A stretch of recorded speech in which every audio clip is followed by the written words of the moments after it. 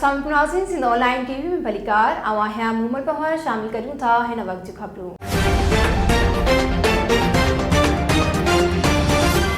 नाज़रीन, हलाड़ी में press club के सीनियर सहाफ़ी अदनान हिंगोरो की 34वीं सालगिरह प्रेस क्लब हलाड़ी में मल्हाई वई। सिंध ऑनलाइन टीवी के रिपोर्टर यासीन हिंगोरो की खबर मूजिब सालगिरह तकरीब में सिंध सहाफ़ी संगत के मरकजी वाइस चेयरमैन बचन हिंगोरो, सहाफ़ी निसार अंसारी, सैयद जानिशा, शफीक कुरैशी, यासीन हिंगोरो, अब्दुल रज़ाक लाशारी, अजब लाशारी, सोराब लाशारी, असगर हुलियो, दबंग सहाफ़ी, अली शेर सुमरो, मुजम्मिल हिंगोरो, फरहान हिंगोरो, अल्ताफ हिंगोरो, अली आकाश हिंगोरो, नादिर लाशारी, खालिल एवान, सैयद अशद शाह, वसीम रेन समेत वॾी तादाद में सहाफ़िन शिरकत कई, जॾहिं त केक पिणु काटियो वियो।